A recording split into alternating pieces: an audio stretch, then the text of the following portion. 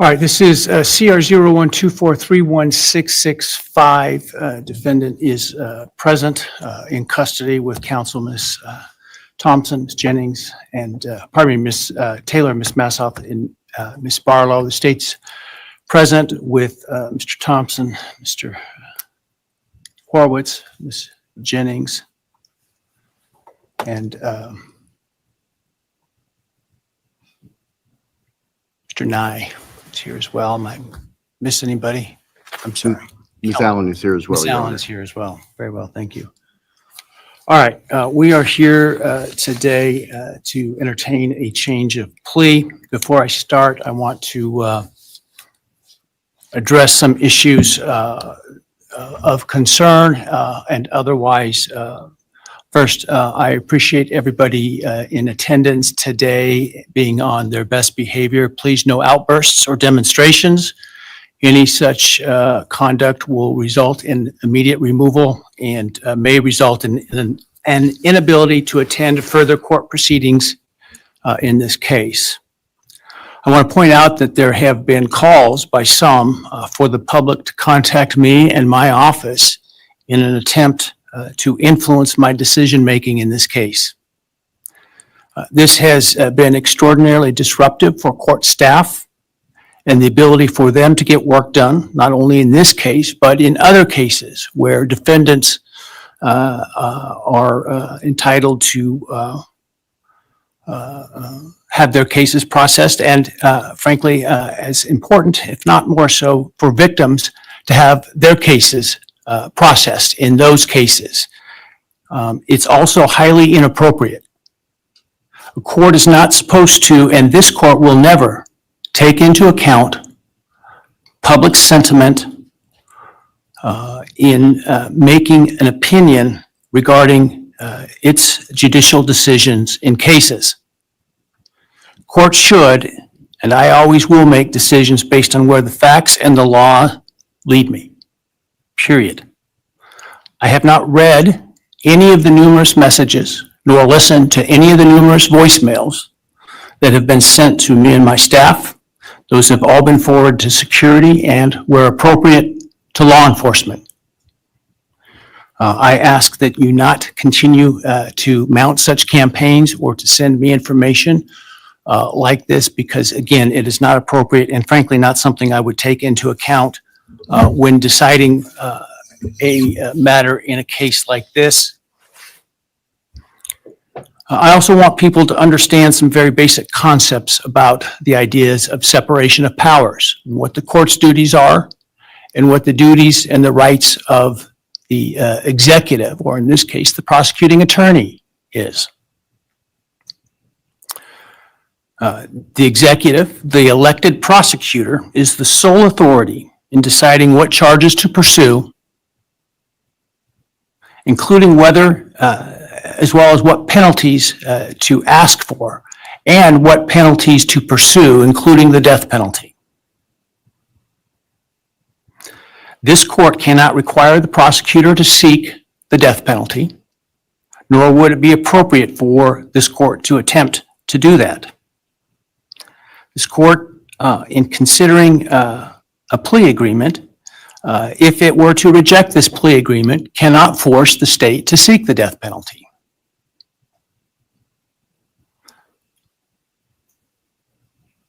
My role and power in considering a plea agreement is extremely limited.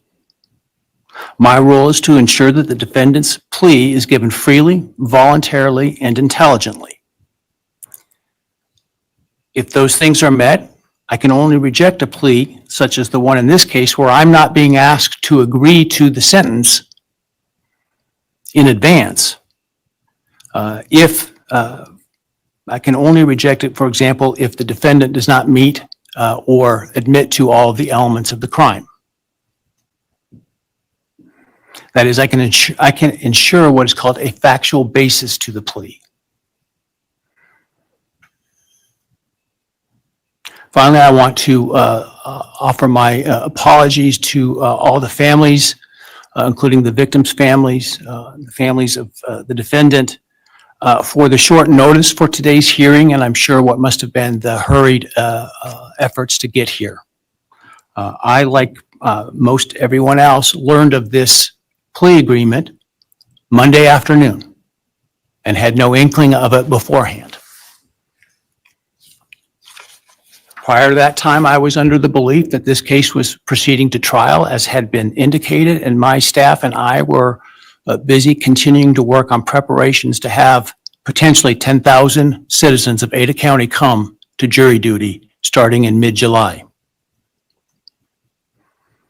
with the questionnaire process in mid-July. It was, once I learned of the defendant's decision to change his plea in this case, it was important that I take the plea as soon as possible because of the extraordinary administrative efforts that were otherwise attendant to the process of this getting this trial potentially underway on time, and including the significant process of bringing, again, potentially up to 10,000 jurors to come in and fill out juror questionnaires prior to the beginning of the voir dire process. And so it was important that we, if we're going to go down this road, do so expeditiously so that we can avoid those costs and expenses associated with that. Otherwise, if it was not going to result in a plea, or for some reason the plea were to fall through today, that we could continue diligently towards trial at the time specified. And so that obviously required that we act quickly. And so some folks may have not had the amount of time that we would otherwise allow for them to travel here. And so again, I apologize for that. I want to make people aware that during the hearing, if you are to leave the courtroom for any reason, you will not be readmitted during the hearing. Also, when we finish the hearing this morning, I ask that the public and media wait in their seats until the victims' families and the defendants' families and others are escorted out of the courtroom before you start to leave. Finally, I want to acknowledge the trial court administrator and her staff, the Ada County Sheriff, and the Ada County 4th District Marshal Service for the huge lift that they've accomplished in preparing for and orchestrating this hearing today, as well as to all the security attendant today that you see, and some of whom many of whom you don't see, with less than 48 hours notice. And so I appreciate the hard work that they've been doing. Frankly, some of them while they were on some vacation prior to the trial starting and had to call that short. And so I appreciate very much their professionalism and dedication. All right. That said, let's move to the business of today. I understand the state and the defense have reached a plea agreement in this case. For the record, I have a written plea agreement which indicates in sum, the defendant will plead guilty to all 5 counts in the indictment: burglary, felony, and first-degree murder, 4 counts. The state and the defendant stipulate, that is, that the defense is not free to argue for a lesser sentence at sentencing, to the following. The defendant on the burglary charge will be sentenced to 10 years fixed, and that the defendant on counts 2 through 5, the 4 counts of first-degree homicide, on each count would receive a fixed life sentence, all 5 of those counts to run consecutive to one another. Defendant, as part of the plea agreement, waives his right to appeal, as well as his right to appeal the sentence and his right to seek leniency or reconsideration of the sentence under Idaho Criminal Rule 35.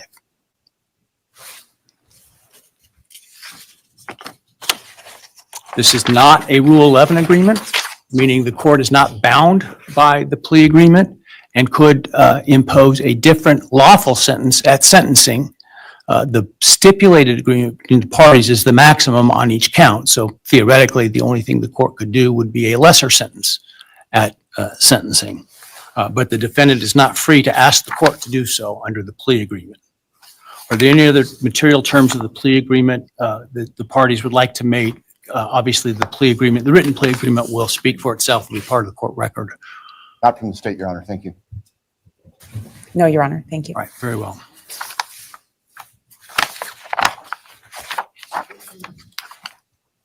All right. Ms. Taylor, have you had sufficient time to discuss this case and all of its ramifications with your client? I have, Your Honor. Have you discussed fully with him his rights, defenses, and possible consequences to him of the guilty plea? Yes, Your Honor. Have you been able to do all the discovery you feel necessary? Yes, Your Honor. And have you informed your client of the importance of providing the court truthful and accurate answers in taking this plea today? I have. Have you apprised your client of any and all offers and counter offers and answered his questions about those? Yes, Do you consent to the entry of the plea today? I do. All right, Mr. Kohberger, I need to ask you some questions this afternoon, or I guess it's this morning still. I do this to ensure that so that I am assured that you understand the nature of the charges to which I understand you're going to plead guilty, as well as the possible consequences to you of your guilty pleas. I want to make sure your plea is given voluntarily, and I want to make sure that you actually committed the crimes to which you're pleading guilty, because I don't want you to plead guilty to a crime you didn't commit. If you attempt to plead guilty today, but for some reason I don't accept your plea, then it is possible that your statements today could be used against you later at trial. Do you understand that? Yes. All right, thank you. And now, while you're standing, actually, why don't you take the oath from the clerk? Please raise your hand. Do you solemnly swear or affirm that the testimony you shall give in the matter not given before this court shall be the truth, the whole truth, and nothing but the truth, so help you God? Yes. All right, and Mr. Kohberger, just to make it easier, you don't need to stand when you speak to me. I appreciate the sign of respect, but for convenience, you can remain seated, all right?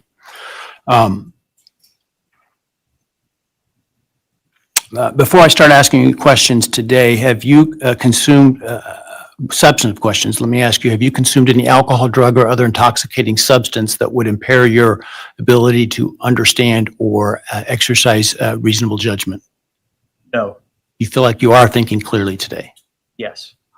All right, I want you to understand what the possible penalties are for each of the crimes to which I understand you're going to offer a guilty plea today. They include, on count one, the burglary, a fine of up to $50,000 and a period of incarceration of up to 10 years in the state penitentiary. You may be required to pay restitution to any victims of the crime. Count 2, 3, 4, and 5 for first-degree murder. The consequences include a fine of up to $50,000, a period of incarceration of life imprisonment, which is a requirement of a sentence, that it be a life sentence with a mandatory minimum sentence of at least 10 years on each of those counts. In addition, you would be potentially responsible for a fine of up to $5,000 to each of the victims of your crime, to be enforced in the form of a civil judgment, to operate as additional punishment. This is in excess of any restitution or fines that the court could order. And again, you may be required to pay restitution to the victims of the crime. You would be required to provide, as to counts 1, 2, 3, 4, and 5, a DNA sample and a right thumbprint impression, and potentially pay for analysis of those samples. You would lose any right to possess, purchase, or carry a firearm, the right to serve on jury duty, the right to hold public office, and the right to vote. Do you understand the charges and all those possible consequences? Yes.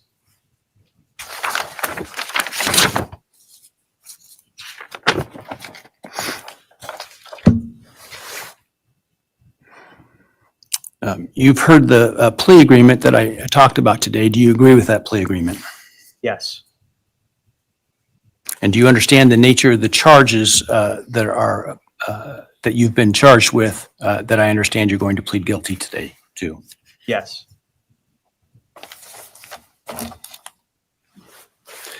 As I indicated, I'm not bound by the plea agreement, but the plea agreement is for the maximum on each count. Do you understand that I'm not bound by the plea agreement? Yes. Has anyone promised you that I would be lenient or easy on you if you pled guilty? No. Has anyone threatened you or anyone close to you to get you to plead guilty? No. Has anyone other than the state's agreements with respect to the plea agreement, has anyone promised you anything in exchange for your plea agreement? No. Has anyone told you to be untruthful in answering my questions today? No. Has anyone offered you a reward of any kind other than the plea agreement in order to get you to plead guilty today? No.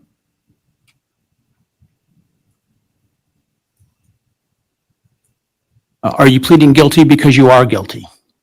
Yes.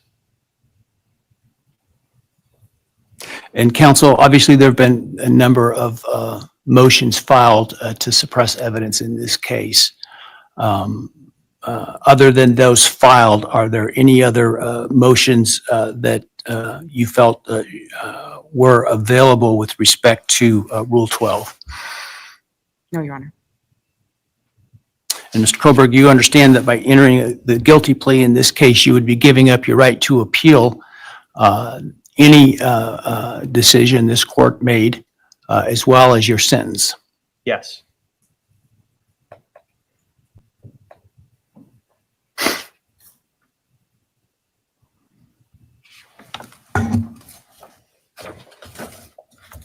Have you had enough time to decide whether or not to plead guilty? Yes. Are you pleading guilty freely and voluntarily? Yes. Given your choices, do you believe it's in your best interest to plead guilty? Yes. Have you discussed fully the matter of pleading guilty with your attorney, and are you satisfied with the advice you've received? Yes. Has your attorney advised you to your satisfaction about what your rights are, what your defenses may be, and what the possible consequences to you of your guilty plea are? Yes. Has your attorney done everything you've asked them to do? Yes. Are you satisfied with their representation of you? Yes.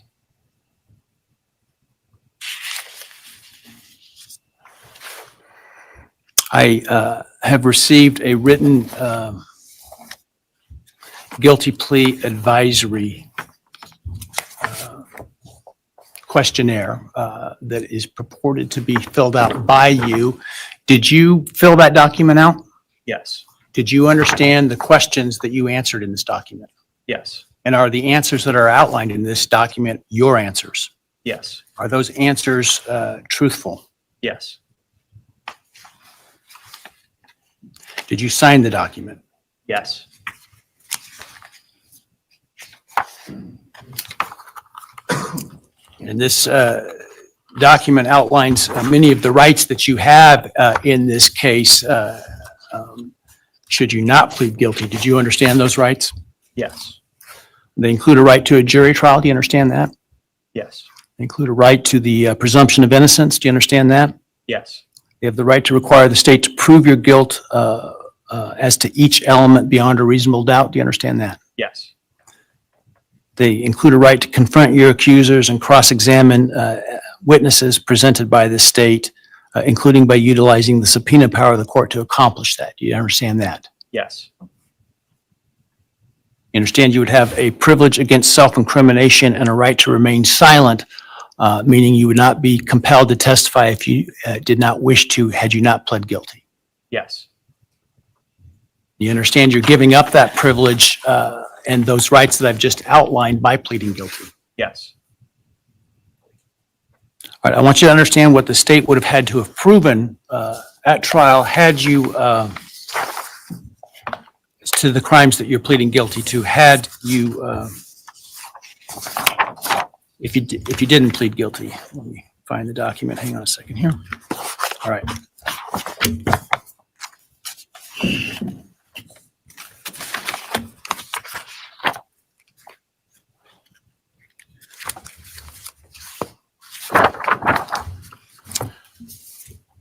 So as to count one burglary, the state would have to have proven that on or about November 13, 2022 in Latah County, Idaho, you unlawfully entered a residence located at 1122 King Road in Moscow, Idaho, with the intent to commit the felony crime of murder. As to count two, the state would have had to have proven that on or about that same date in Latah County, Idaho, you did willfully, unlawfully, deliberately, with premeditation and malice aforethought, kill and murder Madison Mogen, a human being, by stabbing Madison Mogen, from which she died. As to count 3, the state would have had to have proven that on that same date in Latah County, at that same address, you did willfully, unlawfully, deliberately, with premeditation and malice aforethought, kill and murder Kaylee Goncalves, a human being, by stabbing her, from which she died. As to count 4, the state would have had to have proven that on or about that same date in Latah County, Idaho, you did willfully, unlawfully, deliberately, with premeditation and malice aforethought, kill and murder Xana Kernodle, a human being, by stabbing her, from which she died. And then as to count 5, also murder in the first degree, that on or about November 13th, 2022, in Latah County, Idaho, you did willfully, unlawfully, deliberately, with premeditation and malice aforethought, kill and murder Ethan Chapin, a human being, by stabbing him, from which he died. Do you understand those things the state would have had to have proven? Yes. And do you understand that by pleading guilty, the state no longer has to prove those things because you're admitting those things are true? Yes.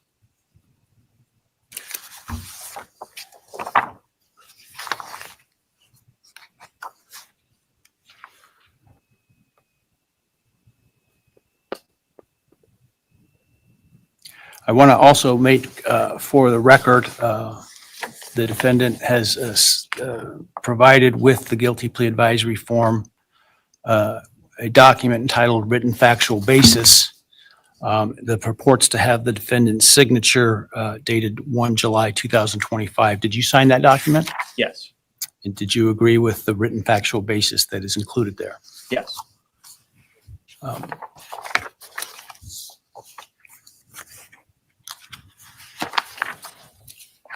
And then let me ask you, did you, on November 13th, 2022, enter the residence at 1122 King Road in Moscow, Idaho, with the intent to commit the felony crime of murder?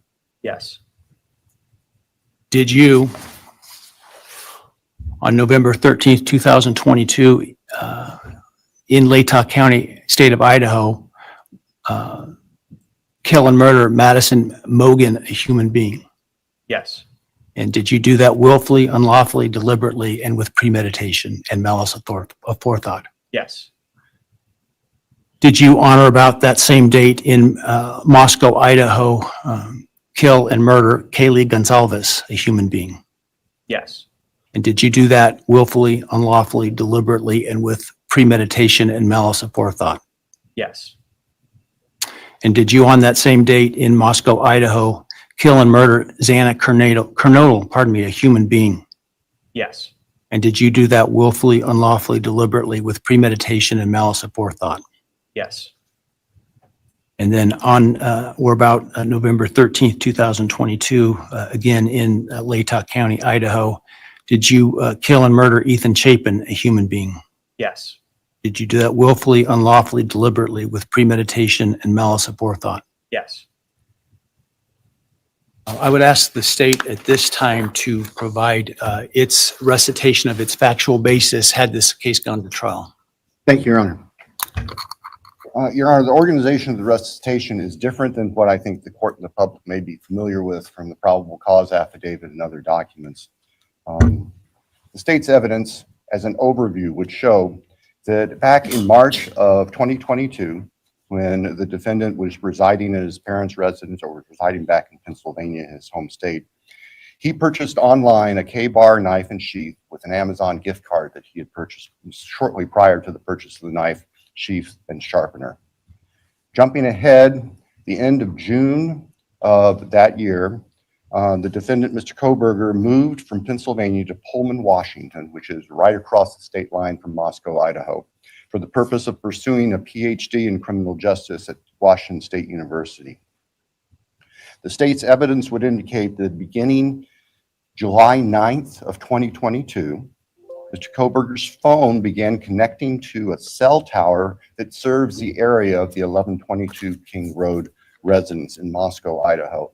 Now, I will acknowledge for the court and all present that there are many residences in that area. It's a dense population of mostly college-related occupants. Between July 9th of 2022 and November 7th, the defendant's phone connected to that particular tower during late night, early morning hours, 10 p.m. to 4 a.m., on approximately 23 times. Now, I will acknowledge also, we do not have evidence that the defendant had direct contact with 1122 or with residents of 1122, but we can put his phone in that area on those times. In the interim, on August 22nd of 2022, Lake Tahoe County Sheriff's Deputy Darren Duke conducted a traffic stop in the early morning hour or late evening hours, about 11 p.m. On the west side of Moscow, on the Moscow-Pullman Road. This was a traffic stop of Mr. Kohberger's car, which turned out to be a 2015 white Hyundai Elantra with Pennsylvania plates. During the course of the traffic stop, Deputy Duke was able to obtain Mr. Kohberger's name, Bryan Kohberger, his phone number, and his address, which at that point was an apartment address in Pullman. We then move to the early morning hours of November 13th, 2022. The state's evidence would show that early morning hours on that day, Mr. Kohberger's phone left his Pullman residence, which is an apartment in kind of the central northwest part of Pullman. That phone was then subsequently turned off at approximately 2:54 a.m. and remained off until approximately 4:48 a.m. on Sunday, the 13th of November.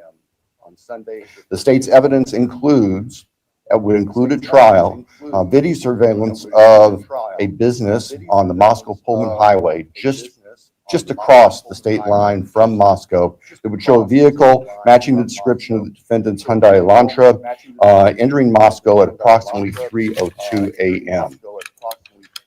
Compiled surveillance that the investigators put together from businesses and residents then show the defendant's car, the white Elantra, as I've described, circling the 1122 King Road area, that neighborhood, starting around 3:30 or so in the morning.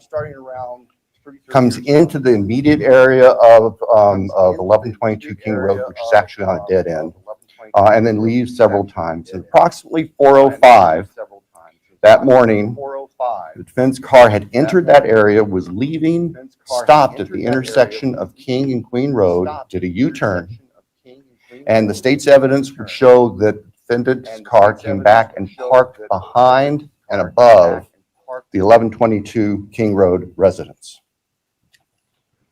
The state believes that its evidence would then show that the defendant entered the residence of 1122 through the kitchen sliding door on the back side of the residence, which is the side of the residence that would face the area above where the defendant's car was parked.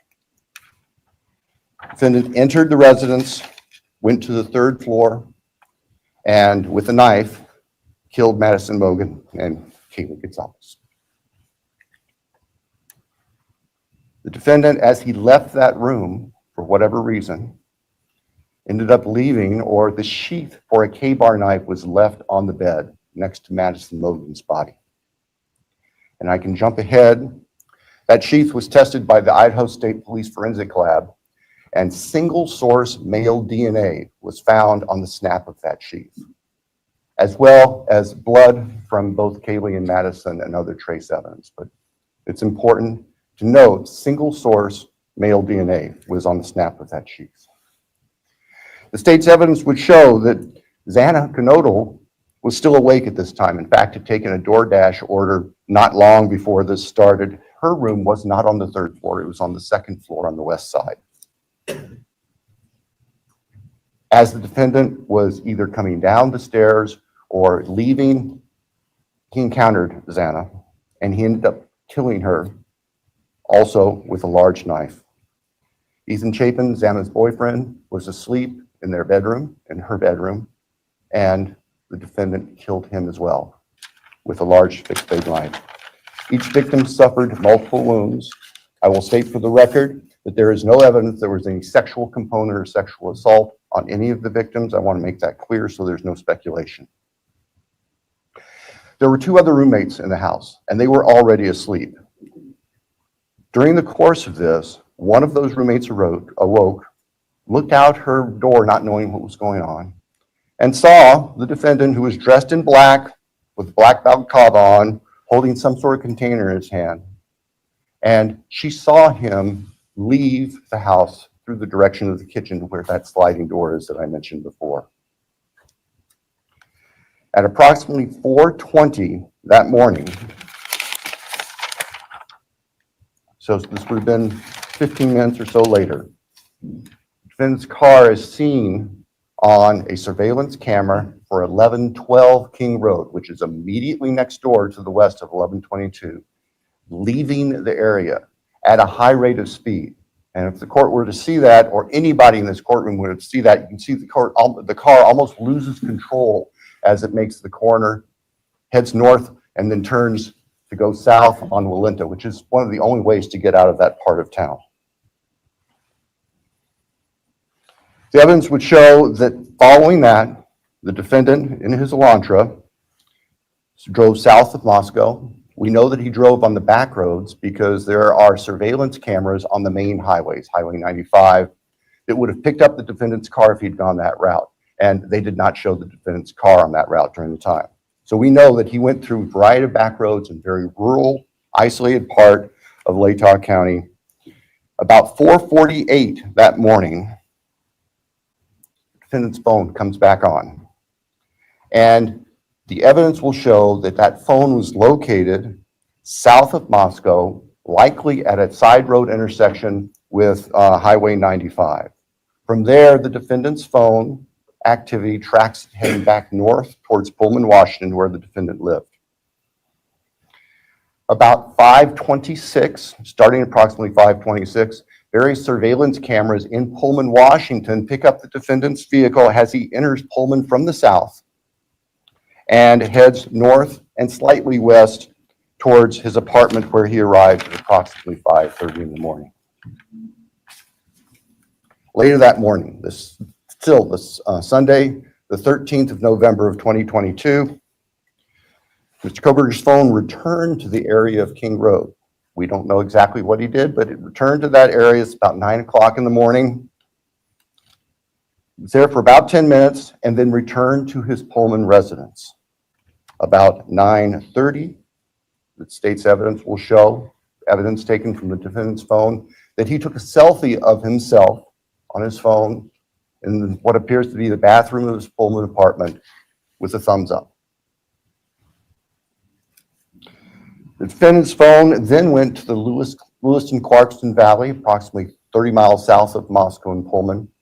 And the defendant is actually seen with his car at various businesses down there. This area is the confluence of the Clearwater River and the Snake River. Lewiston is Idaho's seaport. Large bodies of moving water down there. In addition to tracing the defendant's activities, as I've just outlined, on the 13th and leading up to the 13th, the state's evidence will show that following Sunday, November 13th, 2022, business records show that the defendant began searching for a K-bar knife and a K-bar knife sheath, as the state believes, to replace the one that was left at the scene of the murders. The evidence also will suggest that there were at least attempts by the defendant to delete or alter his purchase history on Amazon, where all these transactions had occurred. Later that week, the state's evidence will show that Mr. Kohberger went to what we would call DMV, motor vehicle licensing here in Idaho, in Pullman, to change his car registration from Pennsylvania to Washington. That's of note because Pennsylvania cars do not require a front license plate. The vehicles seen on the surveillance cameras of the defendant's car showed it didn't have a front license plate on it. At the time of the traffic stop by Deputy Duke in August, it was Pennsylvania plate, no front license plate. Mr. Kohberger proceeded to finish his semester of studies at Washington State University and returned to Pennsylvania for the holidays. Law enforcement at this point were aware of Mr. Kohberger, had been accessing information about him, were trying to find him. They located him in Pennsylvania, and they conducted what's called a trash pull. During the nighttime hours, agents of the FBI, who assisted immensely with this case, working with the sanitation department back in this neighborhood in Pennsylvania, took trash that had been set out on the street for collection, sent the contents of that from the Pennsylvania residence of the defendant's parents to the Idaho State Forensic Laboratory, where the lab experts there were able to identify DNA on a Q-tip as coming from the father of the person whose DNA was found on the knife sheath that was next to Madison Mogen's body in the bed. Subsequently, an arrest warrant was issued here in Idaho, and a search warrant was issued in the state of Pennsylvania with the assistance not only of the FBI, but the Pennsylvania State Police. Mr. Kohberger was arrested at his parents' home to return to Idaho. Upon his return to Idaho, a DNA sample was taken from him, and it matched the DNA found on the knife sheath next to Maddie's body at the crime scene. I can tell the court and the public the weapon itself, the knife, has not yet been recovered. I can tell the court that the defendant's apartment in Pullman was searched, as well as his office. Spartan would be a kind characterization. There was virtually nothing there. Nothing of evidentiary value was found. And of course, we are now talking 6-8 weeks after the time of the killings. In Pennsylvania, the defendant's car was seized, and it was actually pretty much disassembled internally. And it also had been cleaned. There was a bucket of cleaner right beside it. I think we can all look to our own cars, you know, in those compartments in the doors. We try to keep them clean where you put stuff. There's always some degree of crud in there. They were spotless. The defendant's car had been meticulously cleaned inside. And the state would present to the jury that that was part of the defendant's plan in covering up this. The defendant has studied crime. In fact, he did a detailed paper on crime scene processing when he was working on his pre-doctorate degrees, and he had that knowledge and skill. So, Your Honor, at the end, the state submits that the evidence that I've given just a quick overview of, and that to present in court would consume weeks, which the state is prepared to do and has been prepared to do, would show that as the defendant has just admitted and pleaded guilty on November 13th, 2022, excuse me,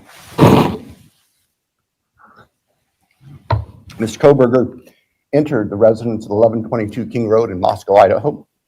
He did that with the intent to kill. We will not represent that he intended to commit all of the murders that he did that night, but we know that that is what resulted, and that he then killed intentionally, willfully, deliberately, with premeditation, and with malice forethought, Maddie Mogen, Kaylee Goncalves, Chapin, and Xana Kernodle. Thank you. Thank you.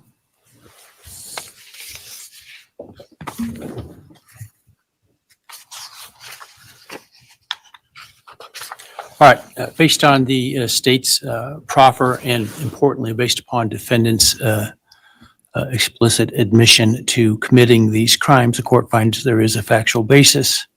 Therefore, with respect to count 1, burglary, felony, how do you plead, Mr. Kohberger, guilty or not guilty? Guilty. As to count 2, murder in the first degree, as it relates to the murder of Madison Mogen, how do you plead, guilty or not guilty? Guilty. As to count 3, as it relates to murder in the first degree for the murder of Kaylee Goncalves, how do you plead, guilty or not guilty? Guilty. As to count 4, the first degree murder of Xana Kernodle, a human being, how do you plead, guilty or not guilty? Guilty. As to count 5, the first degree murder of Chapin, a human being, how do you plead, guilty or not guilty? Guilty. Right. The court will find that the defendant understands the nature of the charges and each offense and the possible consequences to him of his guilty plea. Court finds that there is a factual basis for the plea and that finds the defendant believes the plea to be in his best interest. I find that the plea was given freely, voluntarily, and was intelligently made. I accept the plea. I direct that it be entered. I'll continue the matter for sentencing in this case. I think it was mentioned on the call Monday afternoon, the defense wishes to waive a pretrial investigation. Is that accurate? Yes, Your Honor. The state also? Yes, Your Honor, the state does not believe pre-sentence investigation is needed, given the evidence that is available. We want to, though, make sure that all of the victims have the opportunity to make statements to the court at sentencing. Absolutely. And certainly both the state and the defense may present whatever sentencing memorandum and other documents you wish me to consider. The victims will be given an opportunity to provide the statements that they wish to at sentencing. Do we need more than one full day for sentencing? I do not believe so, Your Honor. We have numerous victims, and we have victims who share unique perspectives on this, and we want to make sure that they all have time to express their feelings to the court. But I believe that if we can start perhaps 8:30 or so in the morning, that we should be able to complete it all in one day. Defense agree with that in terms of the time frame? Yes, Your Honor. All right. So as it happens, we have some time reserved in this case in July and August. The week of July 22nd is available. I don't know if that's too soon for the parties or the next week, the week of August 4 is available. Any preference? Your Honor, we're prepared as soon as the court wants to schedule it. The state, I believe, would be prepared on the 22nd. Right. We've told the victims' families that we're looking at approximately those dates. All right. So because of the plan to bring in so many jurors to fill out questionnaires, I had ordered that no other trials could take place in this courthouse the week of July 22nd. And so we will use that in terms of the sentencing date because of what I'm sure will be the significant interest of the media and the public and the logistics that will be required to make that happen. Without trials going, it'll be a lot easier to do that. So let's pick that week. Why don't we pick July 23rd with the idea that if for some reason we don't finish, we could continue into the 24th. We'll start at 9 in the morning. Does that give your team enough time, Sandra? 9 in the morning? All right.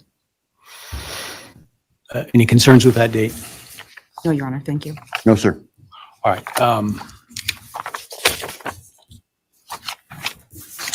Any reason why I should not rescind the non-dissemination order at this time? You're right. I think that given the history of this case, it would be best if that remained in place through sentencing. So we have time to make sure there's the ability to completely answer questions. That would be the state's preference and recommendation. We'd have no objection for the order to remain in place through All right. I will, at this point, the idea to keep it until sentencing, which time it would be withdrawn in order to give the parties the space and time to prepare to meet what I'm sure will be the deluge of media requests. That's at least my preliminary decision at this point. We can always revisit if it seems to be, for some reason, I should.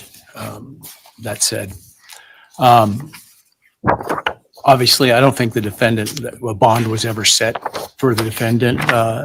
Were it would be revoked. The prior order allowing him to come in civilian clothes is revoked, given his plea and no longer the presumption of innocence. And in fact, now the actual conviction for the crimes.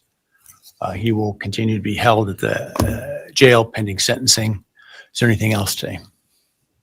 No, Your Honor. Thank you.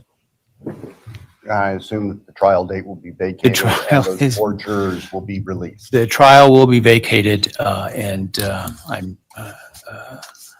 sure that the jury commissioner will get word to those that receive their summons that they won't be required to attend. So Thank you, Your Honor. that said, again, if you would all please wait for the parties and the victims' families and others to leave the courtroom before you do, I would appreciate it. And with that, we're adjourned.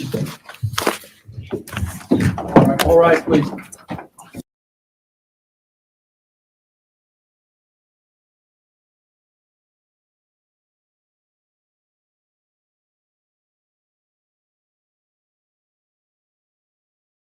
Please do not forget to leave a like on your way out and subscribe to the channel if you are not subscribed already.